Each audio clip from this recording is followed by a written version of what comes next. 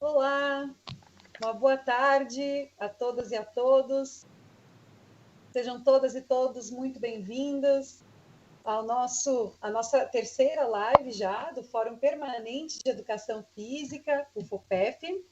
Eu sou Estela Liberato Pereira, professora do Departamento de Educação Física e do Desporto, aqui da Universidade Estadual de Montes Claros, a Unimontes.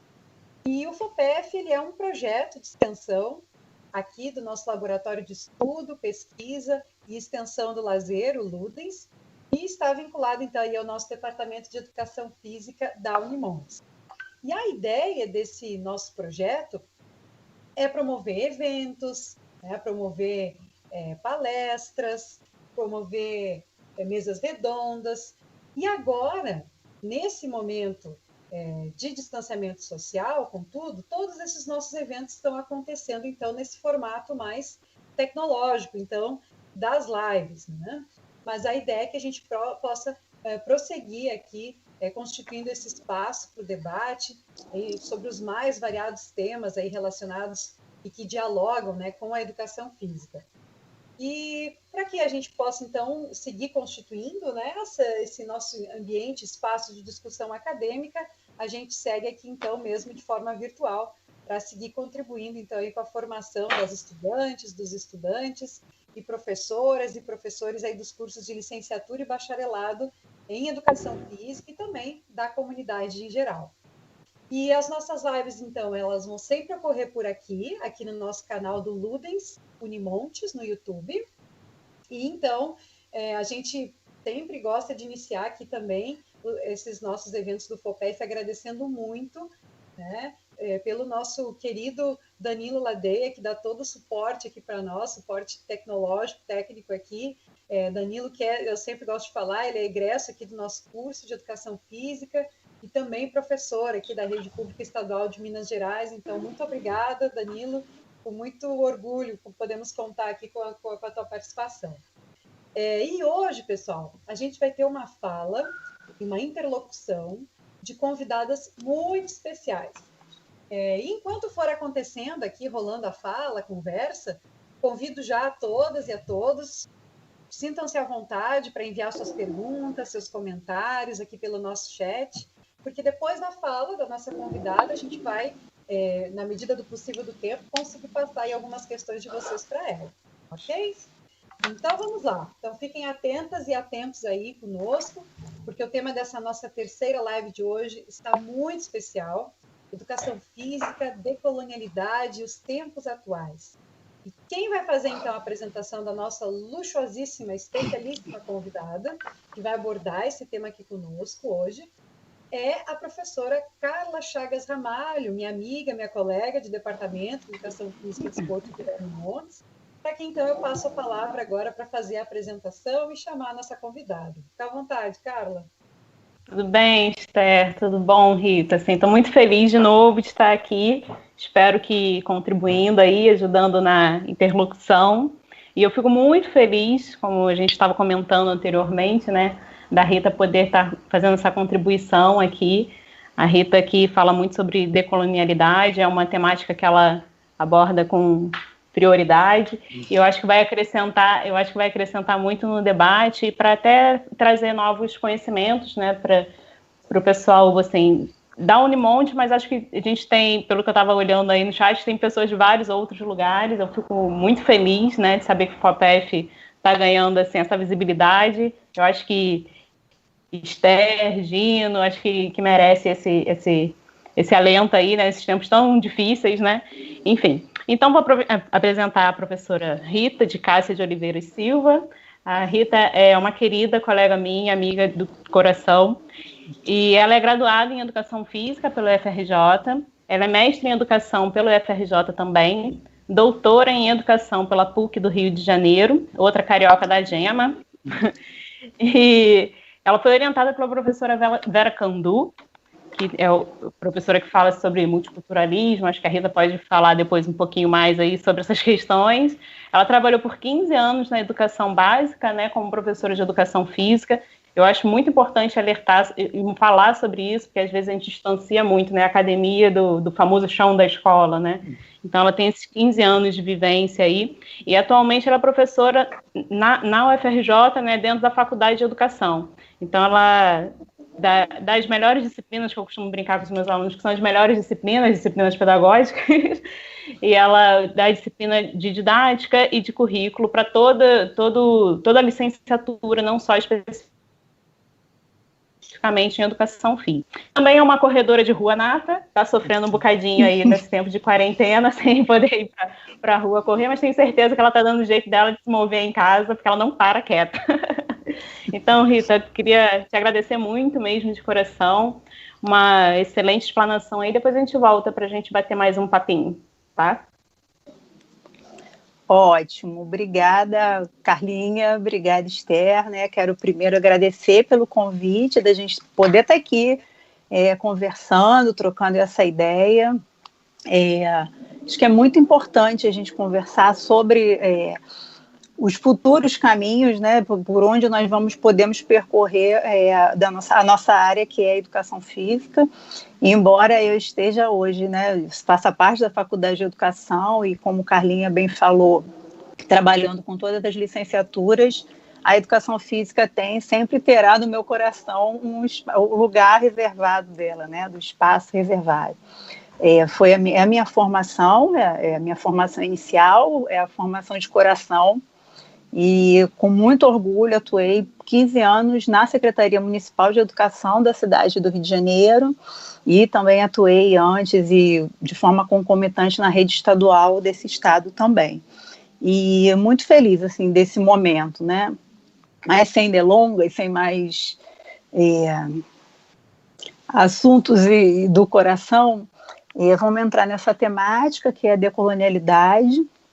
É um campo para muitos e muitas muito novo, e aí eu agradeço muito a todos e todas que estão aqui nos ouvindo, que isso é um tema importante, interessante, talvez para a gente pensar muitas questões, principalmente com relação a esses novos rumos que a sociedade vem tomando, que nós vamos, no caminho que nós vamos percorrer, principalmente a partir desse momento único que a gente está vivendo de uma pandemia, e que, é claro, muitas pessoas já vêm falando em como essa pandemia ela pode aprofundar as desigualdades, né? E aí é interessante a gente pensar um pouco nessas questões e pensar, sim, qual é o papel da educação física, talvez nesse cenário. Como Carla falou, eu fiz mestrado, a minha graduação, a minha licenciatura é em educação física, licenciatura plena. E quando eu ingressei no mestrado em educação, eu já comecei a estudar ali as questões da diferença cultural, da diversidade da diferença cultural. Eram questões muito caras para mim já, e ali eu tive orientação da professora Ana Ivenique, né, onde eu começo esse meu percurso de pesquisadora nessas áreas. Eu já estudava ali o multiculturalismo, e um pouco depois eu fui transitar para a PUC Rio, onde eu fui orientada pela professora Vera Maria Candô, que é uma referência em didática no Brasil e estudos de interculturalidade crítica e hoje decolonialidade. Eu faço parte do GESEC, na PUC, que é o grupo que a professora Vera Candô ela é fundadora desse grupo, né, ela dirige esse grupo, e também do GEM, na UFRJ, liderado pela professora Ana Ivenique, que é o grupo de estudos multiculturais. E aí, gente, no doutorado, assim que eu entrei no doutorado, o GESEC estava adentrando os estudos sobre decolonialidade. Eu diria que a decolonialidade, enquanto campo, é um campo novo, a decolonialidade enquanto campo se inaugura no começo dos anos 2000, a partir de um trabalho que o antropólogo Arturo Escobar lançou sobre um grupo chamado Modernidade e Colonialidade. E aí é o que eu vou falando para vocês. Os estudos sobre decolonialidade, eles se inauguram a partir desse grupo, que é o grupo intitulado Modernidade e Colonialidade. Eu já vou explicar o porquê do nome. Ele é composto por pessoas de diferentes formações e diferentes partes da América Latina. Então, a gente vai encontrar aí nomes como eu já falei, Arturo Escobar, Aníbal Quijano, Walter Mignolo, Nelson Maldonado Torres, Ramon Grossfogel e Catherine Walsh. Catherine Walsh é uma professora e, na verdade, a pessoa que eu diria que os meus estudos mais se concentraram, ou inicialmente se concentraram na decolonialidade, a partir da Catherine, porque a Catherine é a pessoa desse grupo Modernidade e Colonialidade que fala especificamente sobre educação. A proposta da Catherine é discutir sobre educação e ela traz um conceito muito caro para mim, que é o conceito de brechas decoloniais, que depois, se vocês perguntarem, a gente consegue falar mais pontualmente sobre esses conceitos. Então, a partir desse grupo Modernidade e Colonialidade, a partir desse evento em que o Arturo Escobar traz um texto e uma discussão a partir dos pressupostos desse grupo, a gente começa a discutir, e se funda esse campo de colonialidade. E aí o porquê esse nome Modernidade e Colonialidade. Para esse grupo, é importante dizer isso, porque para esse grupo, modernidade e colonialidade fazem parte... são partes diferentes, são as duas faces de uma mesma moeda. A gente tem um mito da fundação da modernidade.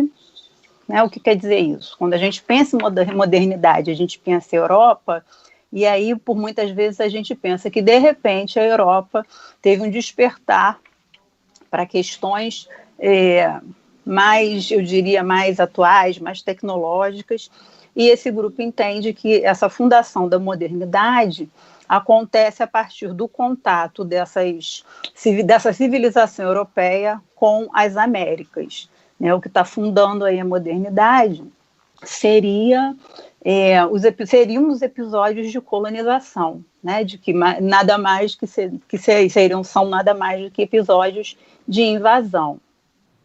E aí esse grupo entende que modernidade e colonialidade são duas faces dessa mesma moeda.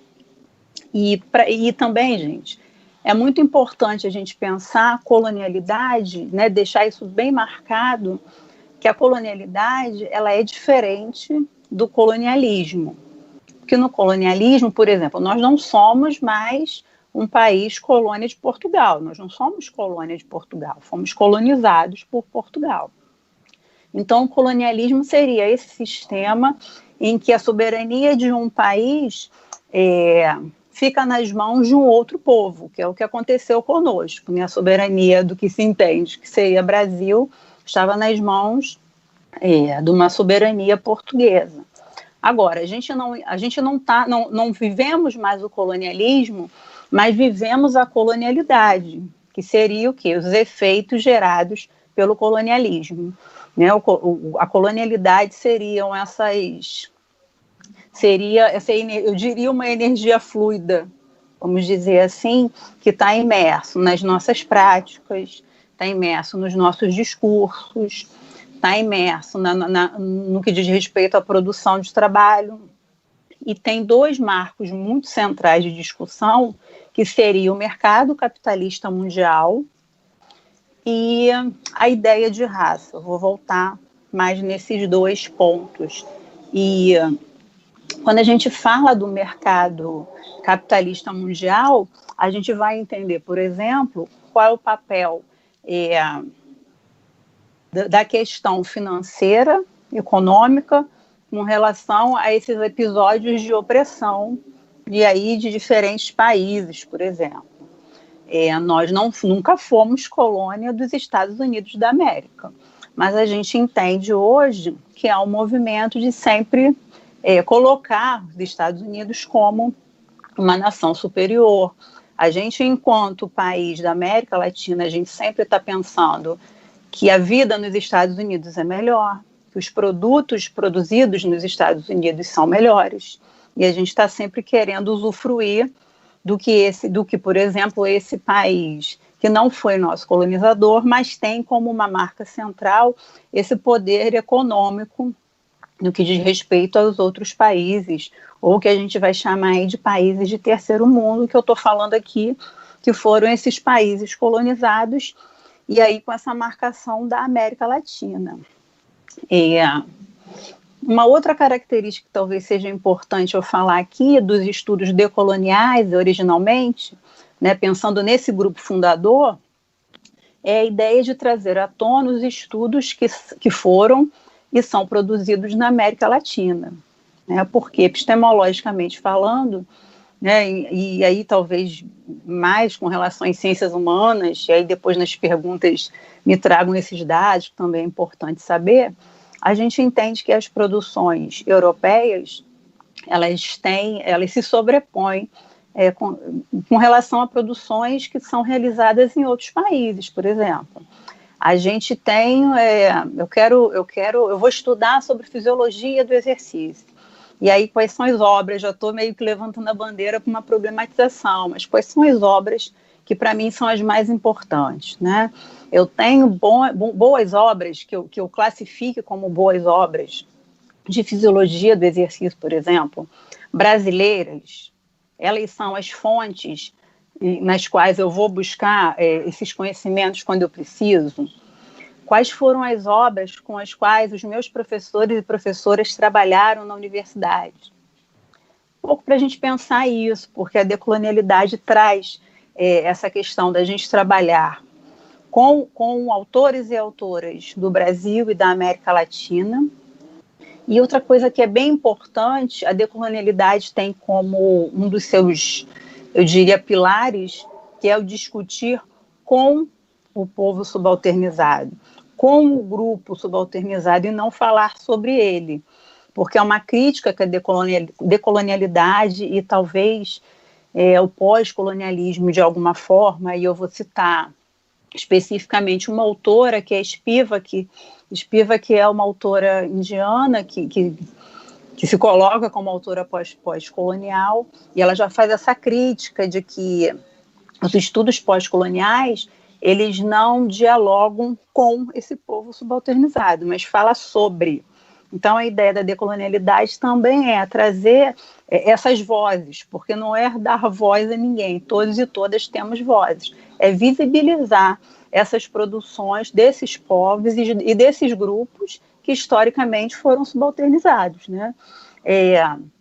Como eu falei um pouco antes, embora a gente não seja mais colônia, o colonialismo deixou suas marcas aqui, e essas marcas que são fortes, se trata da colonialidade, né? Como ela impregna muito as nossas práticas cotidianas, nossos discursos, nossos modos de pensar, de agir, do que vamos fazer. Eu penso que três princípios são muito importantes para a gente pensar em colonialidade, né? Os autores, Aníbal Quijano fala muito disso, Escobar, eles vão falar de 3 formas diferentes da colonialidade, como é que ela age, né, que seria a colonialidade do poder, que está imersa em todas essas práticas, né, em como você convence de maneira subjetiva aquele grupo que você subalternizou de que a sua cultura é melhor, por exemplo, né? E temos também a colonialidade do ser e do saber, a do saber muito ligada a um pouco o que eu falei com relação às produções, né? Que produções são essas que nós buscamos, por exemplo, na nossa formação, com que autores e autoras, por exemplo, quais são os conhecimentos que são ditos pela academia importantes, quais são os conhecimentos que merecem para ficar na academia, e quais são os conhecimentos que a gente despreza. Deixa eu ver o que eu posso falar para eu não me alongar muito, porque eu quero também escutar as perguntas. É importante também dizer, penso eu que algumas leituras talvez um pouco superficiais sobre o que seria decolonialidade, trazem um pouco à tona de que o grupo, ou que os estudos decoloniais, eles desprezam as produções produzidas pelo Ocidente, né, pela escola moderna, pela academia moderna. E não se trata disso, mas a ideia é entender que o contexto no qual esses conhecimentos foram produzidos, isso é importante a gente entender, e enaltecer, trazer à tona estudos e falas e práticas desses grupos subalternizados. Então, a proposta não é apagar e invisibilizar tudo que já foi produzido pela ciência, pela academia, pelas ciências humanas, pela educação física, mas entender um pouco que existem conhecimentos outros e talvez que a gente não tenha nem ideia, né? A gente não tem acesso, até por conta desse apagamento histórico desses conhecimentos, que faz parte do que eu estou chamando aqui, do que eu estou falando, que seria a colonialidade desse poder, né? Como é que a gente faz com que essa lógica seja construída de uma forma que os conhecimentos dos povos originários, ele ficou invisibilizado, a gente não consegue muitas vezes ter acesso, a gente não consegue muitas vezes querer ter acesso, a gente não consegue muitas vezes entender para onde foram esses conhecimentos, como eles foram produzidos, aonde a gente ainda consegue ver essas produções. Eu penso que nesse primeiro momento eu quero situar um pouco o que é a decolonialidade, né, o que a gente vem buscando. Na minha tese de doutorado, eu falava um pouco da questão eu sou uma pessoa que estudo formação de professores e professoras, então na tese eu estava buscando já pensar a formação do professor e da professora de educação física nesse cenário que é imerso, nesse cenário que está ao todo tempo posto pelas diferenças culturais. E aí, pensando na decolonialidade, a decolonialidade me ajuda muito, por exemplo, a pensar o conceito de raça, porque para a decolonialidade, eu tinha falado um pouco antes lá, que a gente tinha 2 momentos para pensar essa decolonialidade, como ela age no nosso universo atual, que seria a questão do mercado econômico e a questão da raça. Então, é importante pensar o seguinte, não um conceito, né, que é importante demarcar isso. A ideia de raça proporcionou, por exemplo, a ideia de colonização, porque se a gente não tivesse, né, se não tivesse construído a ideia, de uma raça superior e raças inferiores, a gente não poderia pensar, por exemplo, nos episódios de colonização, de invasão, e todo esse contexto que acontece dentro desse panorama colonial. Então, a ideia de raça é importante, né? Foi feita a partir dessa ideia, essa diferenciação superior e inferior, tendo a ideia de raça superior e raças inferiores. Agora, não confundir com a necessidade de se discutir e de se construir, que nós precisamos discutir o conceito de raça, porque a discussão do conceito de raça ela só é importante porque a gente tem nesse imaginário já que está construindo até muito antes dessa ideia de colonização, essa ideia de raça superior e inferior.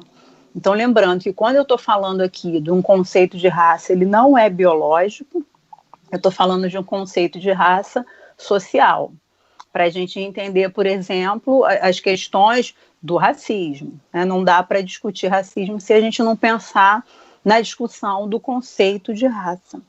Tá? Então, a ideia de raça e o conceito de raça são centrais para a decolonialidade, me ajudaram muito a entender um pouco as questões que eu vi lá no curso de formação da licenciatura que eu estava investigando. Eu falei para vocês com relação ao grupo que funda os estudos decoloniais, que é o grupo Modernidade e Colonialidade. Mas hoje a gente vai encontrar uma gama de estudos, autores e autoras que se inserem nessa linha decolonial, que se colocam como autores decoloniais e autoras decoloniais também. Eu tenho feito alguns diálogos sobre feminismo decolonial, em que eu trago também a Maria Lugones, que é uma autora que vai trazer, baseada nos estudos do Quijano sobre colonialidade do poder, ela vai trazer também um conceito de colonialidade do gênero, que também é importante, e aí dentro desse cenário pensar um pouco que a decolonialidade também está lutando pela humanização dos humanos, né? Porque, veja, assim, você escuta uma coisa dessa, como assim? Mas não é humano? Mas a gente está falando de um processo de colonização, por exemplo, em que as pessoas não eram tratadas como humanos. As pessoas eram vendidas, né, negociadas como mercadoria. E aí, nossa, isso não acontece ainda hoje, mas quais foram os efeitos, né, a longo prazo, que se estendem a esse momento, a nossa contemporaneidade, que foram gerados pelo colonialismo? Quero trazer algumas provocações específicas para o campo da educação física, porque vocês podem estar me ouvindo falar aí de alguns minutos e caramba, e a educação física nessa história, né? Então, primeiro pensar que a educação física no Brasil, ela tem uma história que está intimamente ligada ao militarismo e a questão médica, né, com essa fundamentação médica.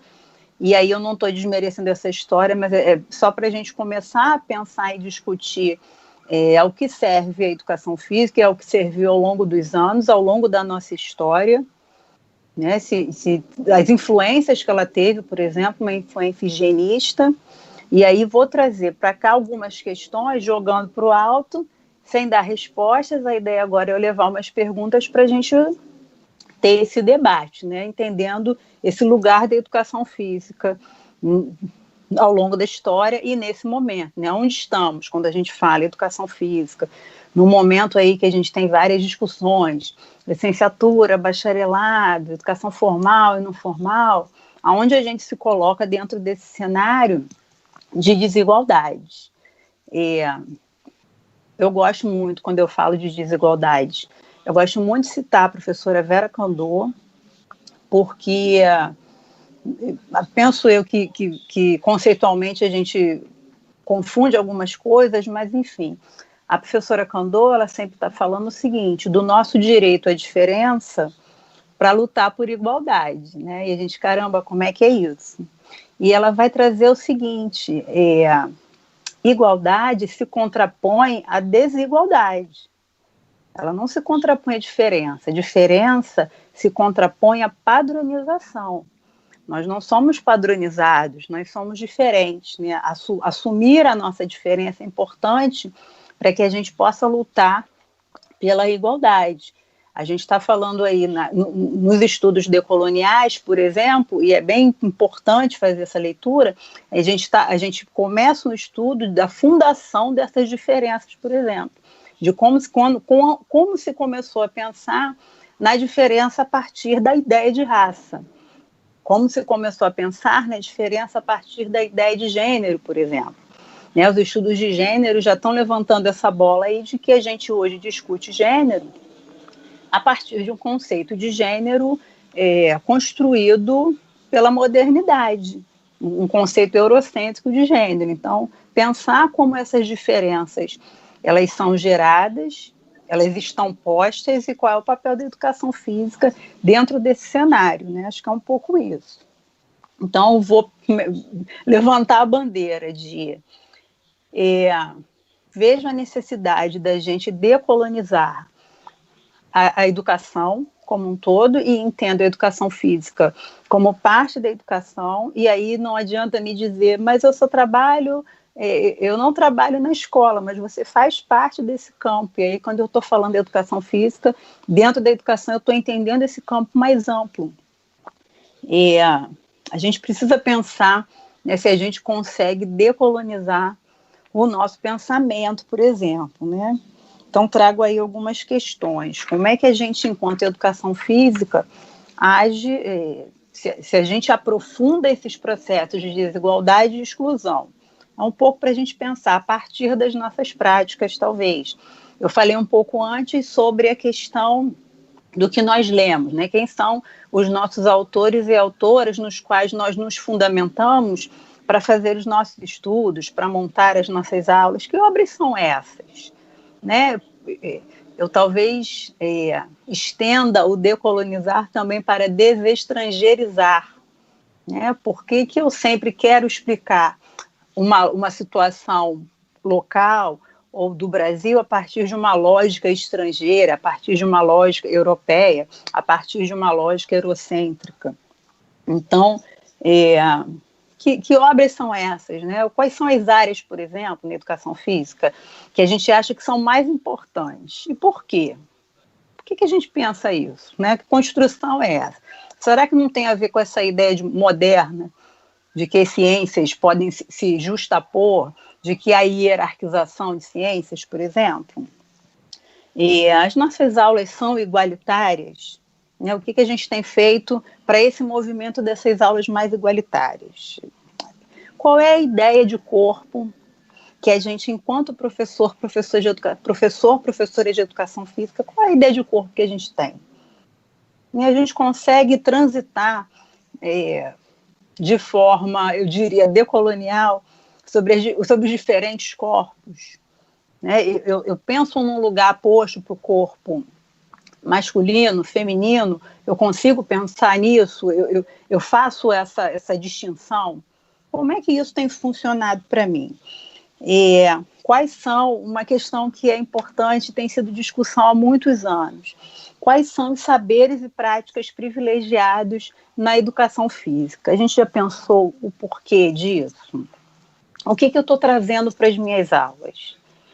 O que é produzido ao longo da história da educação física que eu considero que é importante para ter nas minhas aulas? Por quê? Eu vou dizer uma coisa para vocês aqui, que é meio, talvez um tabu, mas no Rio de Janeiro, e aí depois eu quero que vocês me contem aí das diferentes áreas. Mas no Rio de Janeiro, a gente tem o funk, por exemplo, que dentro de uma perspectiva em que entende cultura no plural, e cultura como a produção corporal que produzimos. O funk é uma produção cultural, mas a escola, em geral, tem muita dificuldade de trabalhar, por exemplo, com o funk, de entender, de se apropriar desse elemento da cultura. E aí vai lá as perguntas. Eu vejo o funk como elemento da cultura? O sertanejo é elemento da cultura? Isso entra na minha aula? Se não entra, por que entra na minha aula? E as produções dos meus alunos, as produções corporais dos meus alunos e alunas, quando estão na minha aula? Como é que eu vejo isso? Eu trabalho com essa ideia de certo e errado? Eu consigo entender em que contexto aquele corpo se apresenta, se movimenta? Eu consigo entender aquelas histórias? O que a gente faz com esses saberes que o estudante traz para nós? Né? A gente joga fora, a gente consegue entender essas produções, a gente tenta compreender de onde vieram, para onde vão. E, a gente talvez, e aí também é uma outra provocação, a Carlinha está aparecendo para mim linda, e aí eu percebo que o meu tempo está acabando, mas é uma outra provocação também. Será que basta, por exemplo, a gente trazer para as nossas aulas elementos da cultura que a gente considere importantes e são elementos de grupos subalternizados? Será que basta a gente trazer esse elemento, por exemplo? Eu tenho lá nas minhas aulas, né, alguém pode me dizer, eu sempre trabalho com capoeira. E aí eu dou conta de falar da questão do negro e da negra. Eu contextualizo essa capoeira, eu consigo entender em que momento essa capoeira foi produzida, para quê. Eu consigo enxergar como se dá a constituição do corpo negro a partir dessa capoeira e do corpo branco. Essa discussão entra para mim, essa discussão é uma discussão transversal ou é uma discussão que é pontual? Hoje tem aula de capoeira, a gente vai falar sobre isso só hoje e amanhã esquece porque o tema é outro. E aí, gente, problematizando, né, quando a gente pensa em capoeira, historicamente, né, os professores e as professoras estão sempre relatando que as pessoas têm muita dificuldade com a capoeira, porque leva para a questão religiosa. A escola pública é laica, mas como é que a gente faz se as pessoas não são, né? Se as pessoas têm suas religiões, como é que a gente tenta compreender esse cenário dessas religiões, dessa subalternidade dentro desses grupos? E como é que a gente vai trabalhar com todos esses conceitos dentro da nossa aula? Qual é o papel, afinal, né, um pouco para a gente pensar, da educação física hoje, em que a educação física, ao tempo todo, a gente está sempre dizendo, a gente trabalha com o corpo, a gente trabalha com o corpo, trabalha com o corpo, e hoje a gente se coloca num conflito, porque a gente está aqui nessa relação virtual, num cotidiano emergencial muito diferente. A gente já pensou nisso, mas espera aí, o meu corpo continua aqui. O que o meu corpo vem produzindo hoje, ainda que essa relação seja virtual, né? Qual é o nosso papel enquanto campo, e aí eu estou colocando todo mundo aí no bolo, enquanto campo da educação física, para pensar, por exemplo, como é que a gente age nesse cenário. E aí eu não estou falando pontualmente só, olha, eu vou dar a minha aula assim, né? Enquanto o campo da educação física está dentro da área da saúde, né? A gente produz saúde. O que a gente está falando de saúde, né? Eu consigo entender, por exemplo, que ideia de saúde é essa, que povos são esses que estão clamando por saúde, né? O que a gente pode fazer dentro desse cenário.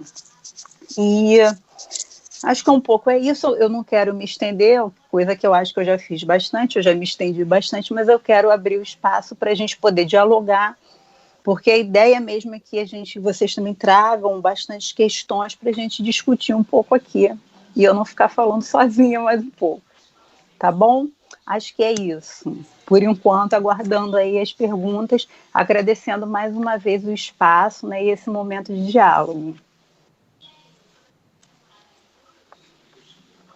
Rita, muitíssimo obrigada pela tua aula aqui para a gente. Nossa, sem palavras. Muito obrigada mesmo por estar compartilhando conosco aqui tanta experiência, tanto conhecimento, uma área importantíssima e que muitas vezes, infelizmente, ainda vem ganhando pouco o espaço que merece, né, nos diálogos acadêmicos com a educação física.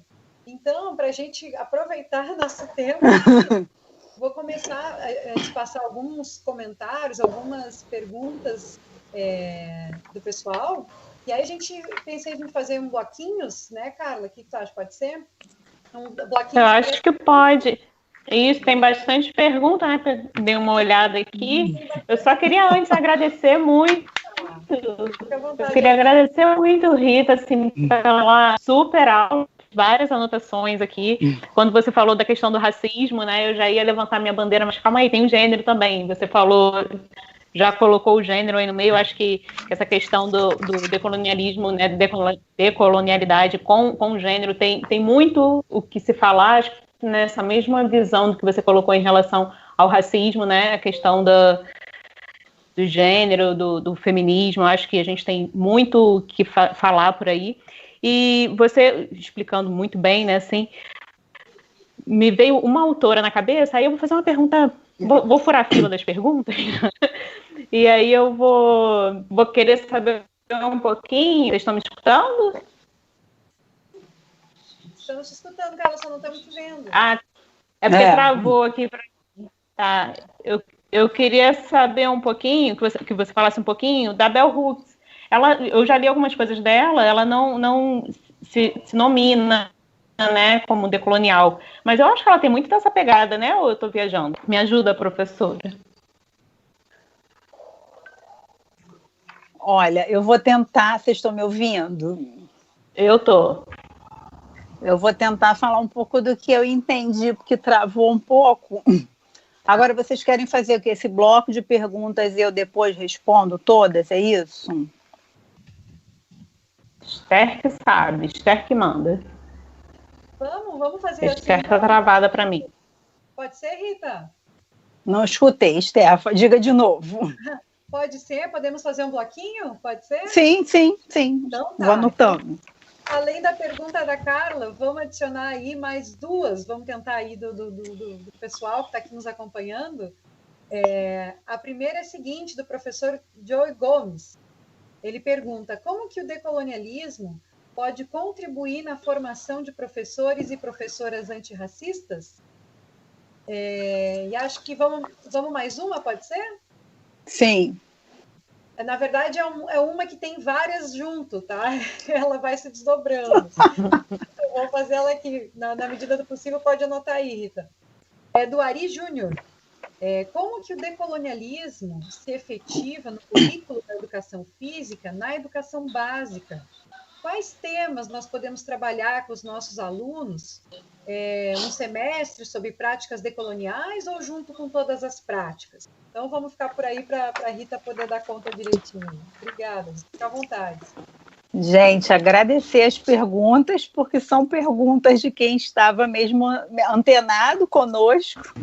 Agradeço muito as perguntas, né? E a cada pergunta a gente consegue pensar um pouco mais.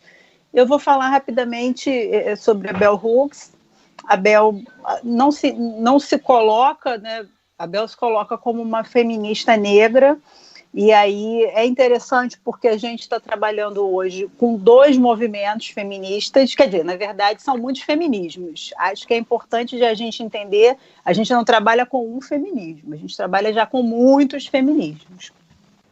E o movimento feminista negro já traz alguns apontamentos, por exemplo, ao que a gente chama de feminismo ocidental, ou feminismo branco, por exemplo. A gente tem lá no discurso da Truth já a reclamação de caramba, de que feminismo vocês estão falando, se, por exemplo, eu sempre trabalhei, é aquela pergunta dela, eu não sou uma mulher, então a Bell, ela faz parte desse grupo do feminismo negro, e aí a gente tem alguns encontros, por exemplo, sem dúvida, do que a gente vai discutir no feminismo decolonial. A gente está nessa seara, né, dessa busca. Porque eu vou falar de uma forma muito sucinta, só para gerar a busca. Não é só isso, né? Porque eu precisaria de uma outra live de mais ou menos umas 3 horas para tentar falar sobre... São 2 blocos, né, de discussão. Então, a Bell traz essa questão, a partir dos Estados Unidos, da defesa do corpo da mulher negra. Porque a grande questão é o seguinte, até no Brasil, o movimento negro, por muitas vezes, é acusado de deixar a pauta gênero de lado. Porque muitas células do movimento negro entendem o seguinte: se a gente compra a pauta gênero, a gente esvazia a discussão raça. Não é a ideia de interseccionalidade. Quando você vai para a ideia de interseccionalidade, você entende que elas não se sobrepõem. Né? É diferente, aí a gente também pode conversar com Grada Quilomba, porque é diferente você falar do sexismo contra uma mulher branca, do sexismo contra uma mulher negra. É bem diferente. Mas quando a gente vai para o que a gente vai chamar de feminismo decolonial, é uma leitura muito profunda, inclusive, gente, que é uma coisa que é difícil, a gente que é feminista também, há uma proposta de algo que é muito difícil, que é a gente abrir mão da ideia do que é ser mulher, que é uma das propostas do feminismo decolonial. Né? A Lugones, que foi a autora que eu joguei a bola aí, a Lugones vai falar o seguinte, que enquanto a gente não abrir mão dessa ideia ocidentalizada do que é ser mulher, a gente não avança. Porque, por exemplo, quando se chegou, né, no episódio, vamos dizer, Abya Yala, episódio de dominação, de invasão das Américas, a gente já teria aqui mulheres de diferentes povos indígenas. A gente não consegue nem dizer que povos são esses. Mas a gente consegue entender, por exemplo, que já havia uma marcação de gênero ali? Provavelmente sim, mas não é a marcação de gênero com a qual a gente trabalha. Ainda que a gente queira desconstruir, veja, né, a feminista, a gente quer desconstruir aquela ideia da mulher que só vai fazer atividades mais leves, que ela sempre vai ser delicada, que ela vai falar baixo, que ela vai servir ao seu homem, ainda que a gente queira desconstruir essa ideia, que é de uma mulher europeia, né, que chega aqui nas Américas. E aí, com o episódio de colonização, se tenta fazer com que a nativa se transforme naquela mulher, ela é vista como não humana. E essa discussão talvez seja esse o momento que o feminismo negro vá para um lado, de entender qual é o papel dessa mulher negra aqui, e o feminismo decolonial chama a atenção para isso. Opa, peraí, a gente não caminhou para um processo de desumanização dessa mulher?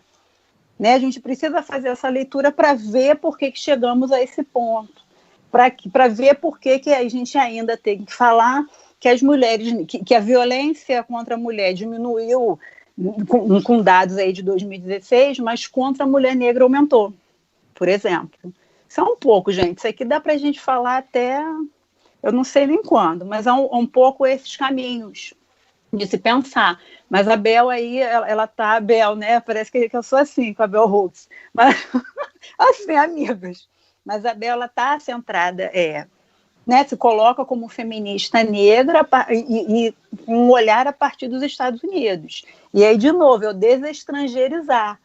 Eu amo ler Bell Hooks, aqui tem bastante coisa, eu dialogo com os escritos da Bell Hooks, mas eu também quero dialogar com os escritos da Lélia Gonzalez, que já me falava um montão de coisas há décadas, década de 70, década de 80, e aí a gente apagou. E quando a gente vai ler alguns livros que vêm, por exemplo, dos Estados Unidos, essas pessoas que são do Brasil são citadas também. Né? Um pouco isso aí, só para deixar o gostinho, muita coisa para falar.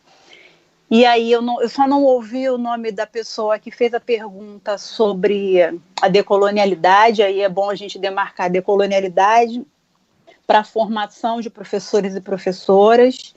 Eu não ouvi o nome do professor, aí eu me peço desculpas. Quer falar? Joy Gomes, né? Lindo, um amor, um querido. Manda um beijo, muito parceiro, muito querido. Né? E aí pensar no papel, em como a decolonialidade pode nos ajudar nesse caminho a uma educação antirracista. Eu vou tentar já responder essa pergunta, já fazendo o link com a outra. Primeiro é pensar o seguinte, se decolonizar, e aí, gente, é decolonizar ou é descolonizar? A gente está falando de um movimento que eu diria fundador dos estudos decoloniais. Vocês querem ver uma coisa? Esse mesmo grupo decolonial que a gente vai falar, que é o grupo fundador, Modernidade e Colonialidade, dialoga muito com Boaventura de Souza Santos, que hoje Boaventura, acho que todo mundo em algum momento já ouviu falar dele, e o Boaventura vai discutir questões muito próximas a partir do que ele chama de epistemologias do Sul. E aí o Boaventura vai usar o descolonizar, a descolonização, e o grupo decolonial vai continuar usando a decolonialidade, né, como foco, porque entende que a gente não vive mais no colonialismo. Entende que a colonialidade talvez é algo mais perigoso, porque não está posto, né? E a gente tem que se desconstruir o tempo inteiro. E essa é a ideia, por exemplo, da gente falar e pensar na formação de professores e professoras e na nossa prática, né? Que caminhos a gente precisa percorrer para a gente se decolonizar. Porque isso não pode ser pontual, né? Como eu fiz uma provocação. Eu vou botar então no meu currículo, seja ele da formação inicial do professor, da professora, ou na escola, um conteúdo que eu acho importante. Aí eu vou colocar a capoeira. Eu gosto muito de usar o exemplo da capoeira. Não dá conta porque esse episódio ele é pontual. Então me parece que a gente vai discutir a questão, às vezes, da capoeira só naquele momento, e aí se eu for muito otimista, eu vou discutir, por exemplo, a questão do racismo de raça na capoeira, talvez a gente não faça isso, e acabou. A decolonialidade sugere que esse diálogo, que essa desconstrução, ela precisa permear todos os espaços. E aí ela precisa se inserir nas nossas práticas, nos nossos discursos, no nosso agir, na nossa agência, né? Como o Guilherme vai falar já de estrutura e agência, na nossa agência, enquanto professor e professora de educação física. Porque, veja, ainda que eu perceba e penso que isso é uma necessidade, a gente precisa repensar os nossos currículos de formação de professores, eu não tenho a menor dúvida disso, a gente precisa repensar. Só que ainda assim, essa desconstrução, essa decolonização está na parede da instituição, está no chão, não só da escola, mas está no chão da sociedade. Para onde a gente vai, essa colonialidade está. Então, não dá para a gente pensar numa ação efetiva. A gente tem que buscar os caminhos e as propostas para pensar em como nós vamos fazer essas desconstruções. E aí joguei aí algumas bolas, né? Vamos começar a pensar, por exemplo, sobre por que aqueles conteúdos historicamente construídos pela educação física, e eu não estou falando que é para jogar nada no lixo, mas a gente começar a tentar discutir, por exemplo, por que alguns conteúdos ficam e outros vão embora. E a gente tem discutido muito, pelo menos nos encontros que eu tenho com professores e professoras na educação básica, a questão dos jogos populares. E aí a gente tem conversado muito sobre isso. Assim, se a gente não conseguir manter esses jogos, daqui a pouco a gente perde, né? Para onde eles vão? Então, o caminho é pensar para onde vão esses conteúdos que historicamente foram construídos e sumiram. Outra coisa, a gente precisa acionar o conhecimento que a estudante leva para a escola. Isso é muito importante, porque às vezes a gente fica pensando teorias e formas mirabolantes de fazer a aula mais incrível e maravilhosa do mundo e não consegue perguntar para a criança, para o adolescente, o que você propõe, o que você traz, por quê? Também é um caminho, porque não dá para se pensar em decolonialidade, primeiro, partindo da academia, porque se a gente está falando que a decolonialidade dialoga com. E é muito interessante pensar isso, porque toda vez que a gente fala de diálogo, mas o diálogo nem sempre é igualitário, porque a gente tem as relações de poder. E a ideia é como é que a gente vai construir esse diálogo igualitário para que o meu estudante, a minha estudante, possa interferir no que eu chamo de planejamento, para que o professor, a professora em formação possa interferir no próprio currículo, para que a gente, enquanto a nossa agência, a gente possa interferir nessa estrutura, porque a gente não vai negar, a gente tem uma estrutura moderna, a nossa universidade, a estrutura da universidade é moderna, a escola é moderna, compartimentalizada, e a gente precisa entender como a gente vai entrar nessas brechas. Por isso que eu gosto de citar a Catherine Walsh. A Catherine Walsh, que como eu falei, faz parte desse grupo, e ela traz esse conceito de brechas decoloniais.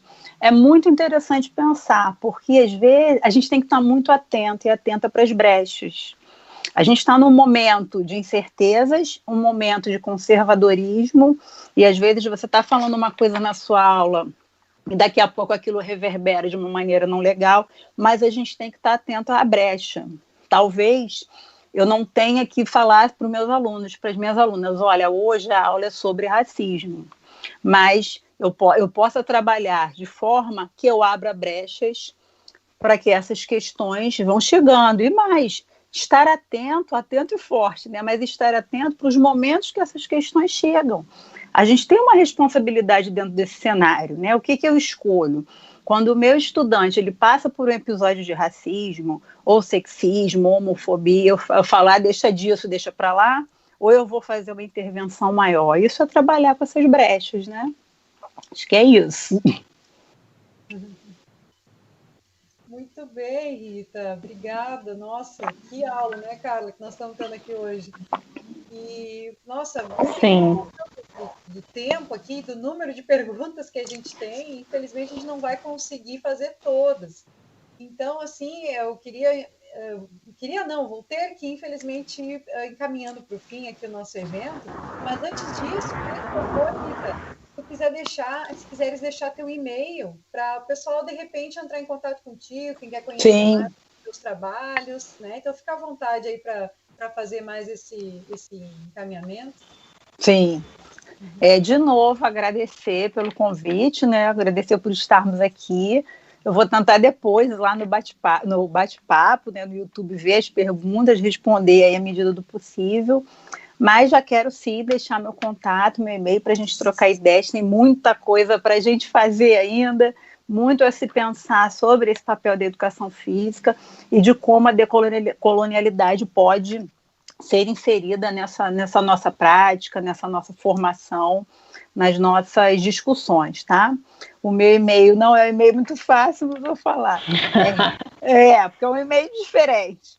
É Rita S. Perrucci, né? Rita S. Perrucci, com temudo, @gmail.com, tá bom? E, de qualquer maneira, o meu e-mail está na Faculdade de Educação. Vocês indo à página da Faculdade de Educação da UFRJ, vocês vão me encontrar lá, tem o meu e-mail direitinho e a gente pode trocar mais ideias. Tá certo, Rita. Queria passar a palavra para a Carla. Tá, eu estou adorando tudo. Por mim, a gente ficaria aqui mais umas 2 horas, porque assim, tem muitas perguntas e perguntas boas. Eu dei uma olhada aqui no chat, né? Assim, mas eu só quero agradecer, Rita, assim, pela aula, pela disponibilidade, pela superação, né, do nervosismo de todo mundo.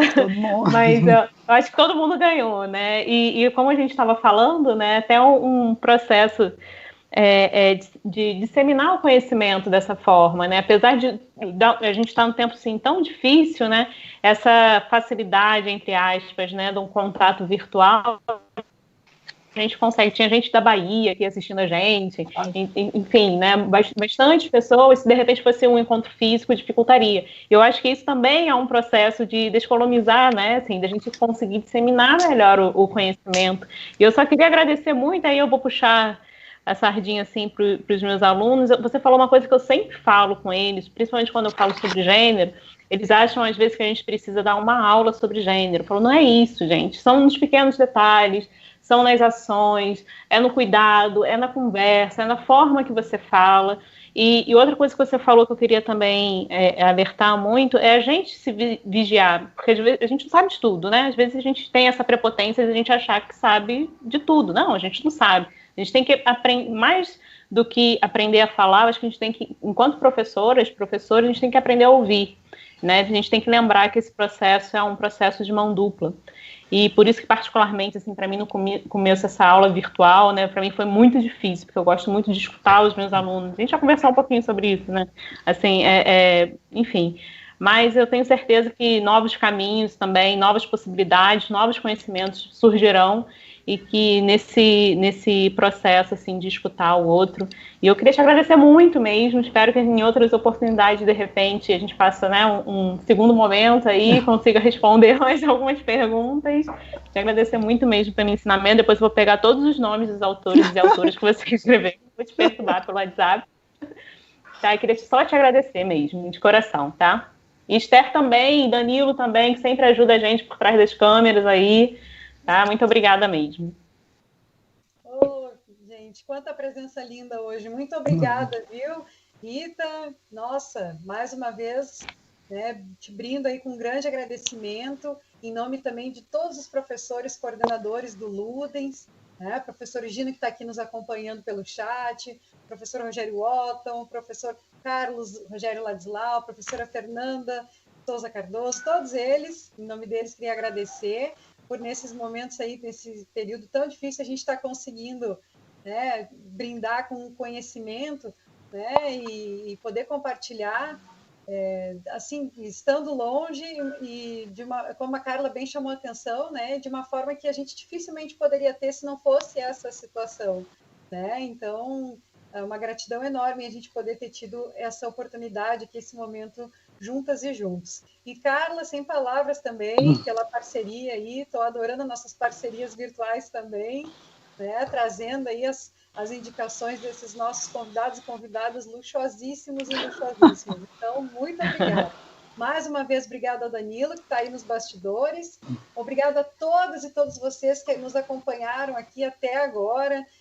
comentaram no chat, que trouxeram perguntas. Desculpa que pelo tempo não dá para dar conta de todas, mas fiquem atentos aí, que a professora Rita, na medida do possível, vai tentar depois dialogar aí com todos vocês, tá, pessoal? Então, mais uma vez, obrigada aí para todo mundo. Essa live, lembrando, ela vai ficar disponível aqui no canal do YouTube Ludens Unimontes, assim como as lives anteriores também já estão lá. Acessem em qualquer momento que vocês queiram, queiram rever, indicar para alguém que não pôde assistir. E no mais é isso, pessoal. Se cuidem, fiquem bem, fiquem em casa, cuidem dos seus, das suas, que nós vamos aí até vocês. Muito obrigada, uma boa noite e até a próxima. Oi, Esther, só um minutinho. Tem gente perguntando do... Esqueci de dar o recado. O recado das declarações, do certificado. Senão, pessoal, o Danilo elaborou para nós um link que está rolando aí, ele vai colocar agora ali no chat, né, Danilo? Já colocou, eu não consegui acompanhar aqui por último. É um link onde vocês podem se inscrever ali, preencher o formuláriozinho aqui do Google e para gerar a declaração de vocês de participação desse nosso evento hoje, tá certo? Então, fiquem acompanhando aqui que a gente vai colocar esse link aqui para vocês. Tá? Eu vou ver aqui se também já consigo também colocar aqui para vocês esse linkzinho. Eu estou colocando aqui agorinha, ó, para caso alguém não tenha conseguido acompanhar. Pronto, está ali no chat. Tá bom, pessoal? Desculpem, obrigada, viu? Até a próxima, pessoal. Beijo. Beijo.